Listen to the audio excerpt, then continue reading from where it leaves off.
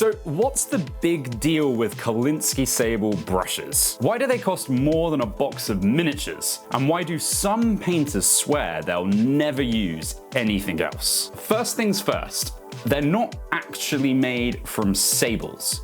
They're made from weasels.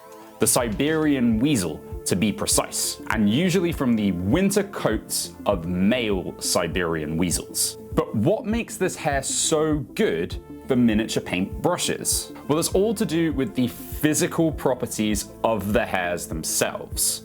And the most common type of paint we use as miniature painters are acrylics that are watered down. And the actual hair itself absorbs water really well. So the way the actual hair is structured is where it defines its characteristics from. Having a sort of a pinnacle of sort of painting standard with Kolinsky Sable has ensured that consistency throughout. That's Spencer Fagan. I spoke to him and Russ, two of the 3 co-owners of Cryptic Cabin, a miniature gaming store and venue based just outside of Bracknell. That's just down the road from Windsor Castle, for those of you outside of the UK. Now they've launched their own line of Sable brushes, and I spoke to them about what makes Sable brushes so valuable for miniature painting. But before we get to that, let's take a quick look at the anatomy of a paintbrush. And it's more than just a handle and bristles. A paintbrush is actually made up of 3 distinct components. The handle, normally wooden, the hair, or tuft, which is broken into 2 parts. The belly, which is the bulbous part of the brush, and the point, the bit that gets the paint on the mini.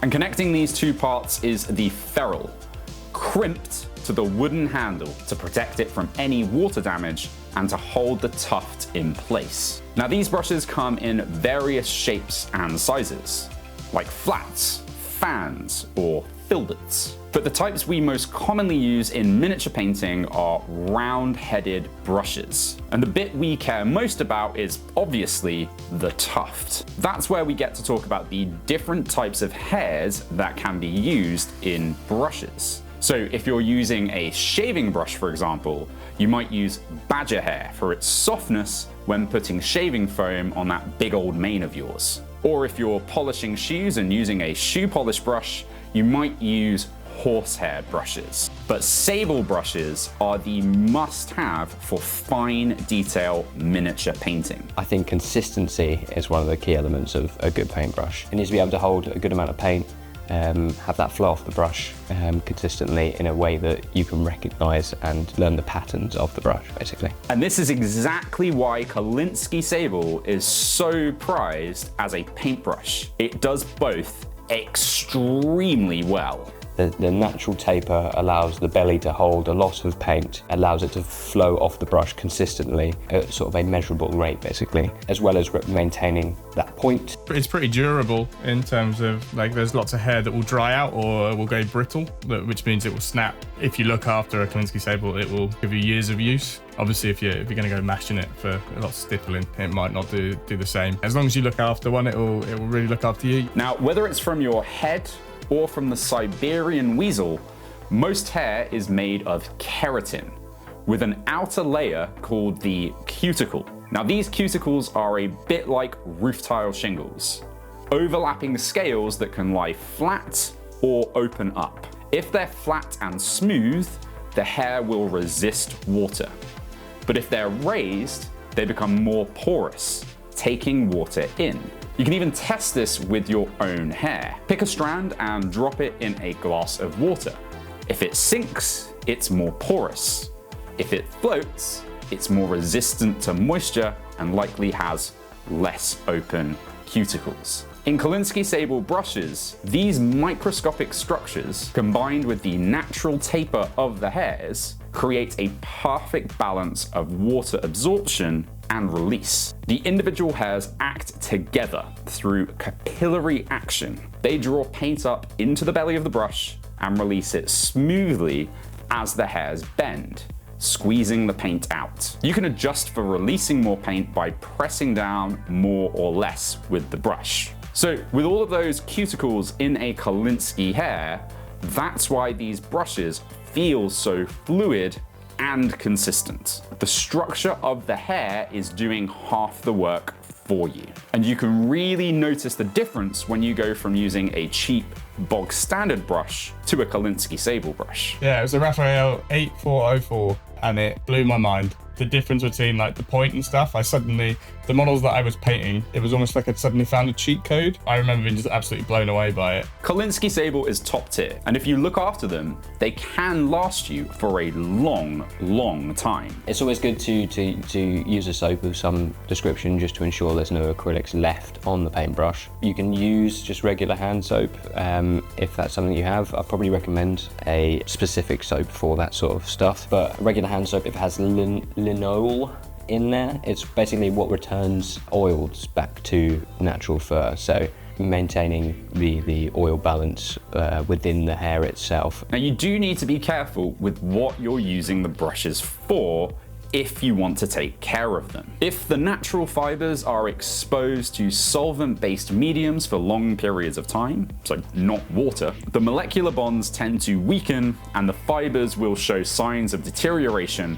especially if not cleaned after use. That's from the book Brushes for Retouching and How to Choose Them. This is a book on the different brushes used for paintwork restoration, but it obviously can apply here with miniature paintbrushes too. Avoid using sables for things where you're using solvents in paints, such as sand soda for oils or turpentine.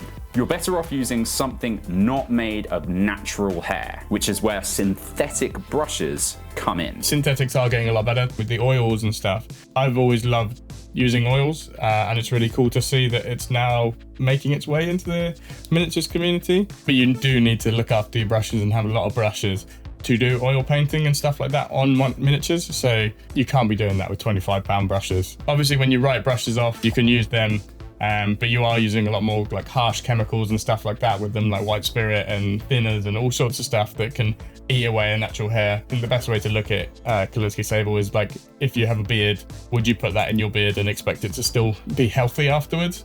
We've always said, and it works for most sort of wargaming blokes especially, treat it like a beard. Like use some description of beard wash, something that's going to maintain the oils in your beard oils and beard waxes. Like that's the sort of level of care that you should be giving to sable brushes. If not, then I wouldn't use it. I wouldn't do that to my like real hairbrush, especially as it's now not attached to an organism. Synthetic brushes have come a long way. For some tasks like oil painting, stippling, or weathering, they're in fact already the better choice. And as new synthetic fibers get better at mimicking natural ones, the gap is closing fast. But synthetics at the moment still aren't quite at the same level as sables, largely because it's difficult to mimic that natural structure that the hair has. Still, a brush is only as good as how it's made and how the material is sourced. And that's where things do get a little bit tricky. Over in the sort of where the Kolinsky Sable comes from, Siberia and sort of northern China, they're considered a pest.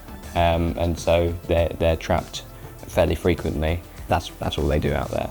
They do then keep some sort of excess for usage in manufacturing processes. At the end of the day, we are dealing with a material that has been taken from an animal. And personally, I think it's up to all of us to make sure that we're sourcing all of the brushes that we're using in a way that is ethical, moral, and just done in the right way. Unfortunately, however, not every brush that says Kolinsky on the side is created equally. Some will slap a Kolinsky label on a non-Kolinsky brush. And some, unfortunately, will source the hair in an unethical way. Now, a lot of hobbyists, myself included, have been burned by brushes that were expensive and inconsistent.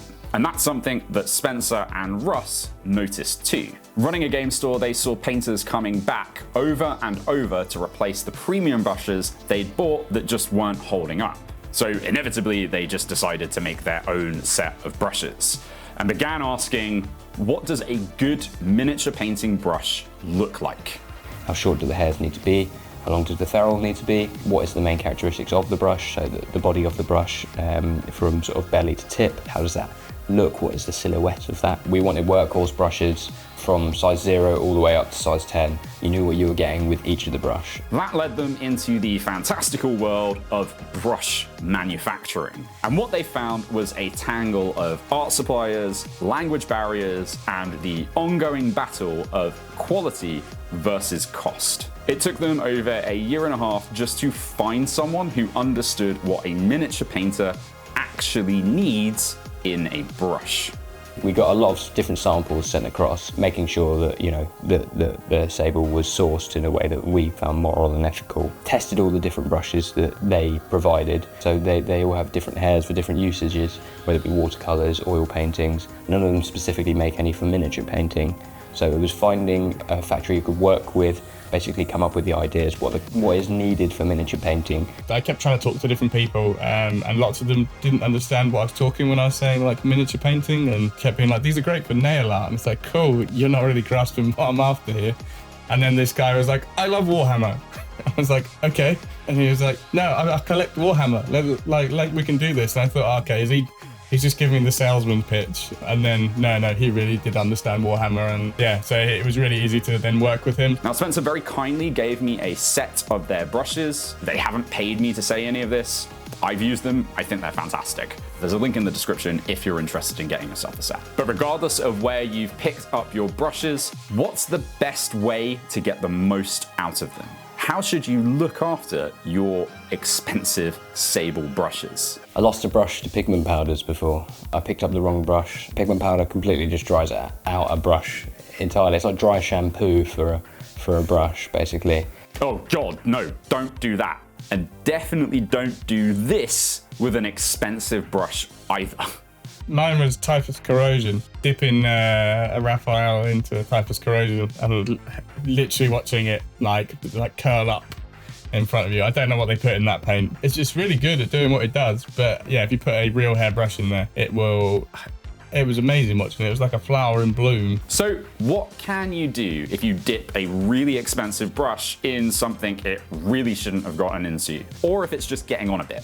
It takes quite a lot to get them to that point, or actually it can take very little. It depends on your level of sort of care for them and usage for them. Because it comes from a narrower bit to a wider bit and then down to a point. If you're getting paint into the belly of the brush, then it will seep into the ferrules. That's when you've messed up, basically.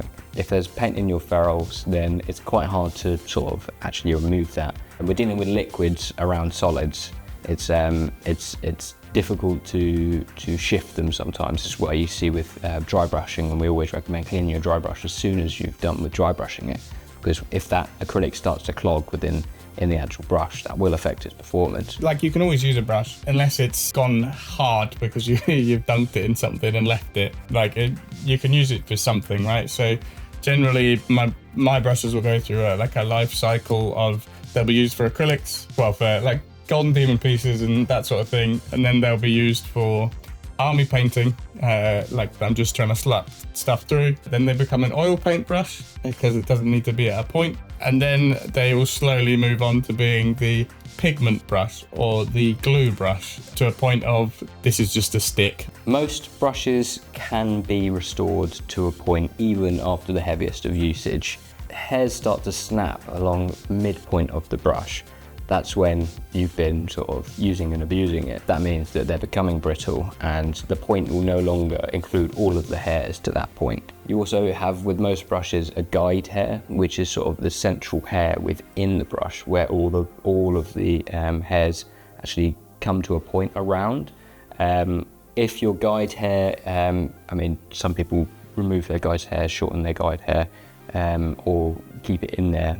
If it gets hooked or it starts to be affected by different point, that will affect how all the other hairs flow as well. Look out for broken bits, hairs splaying out of the ferrule, paint within the sort of bottom base part of your brush. That's where you're going to need to try and use a brush restorer of some description. So, moral of the story, look after your brush and it will look after you. Now, if you've enjoyed this video, please give it a like and consider subscribing to the channel.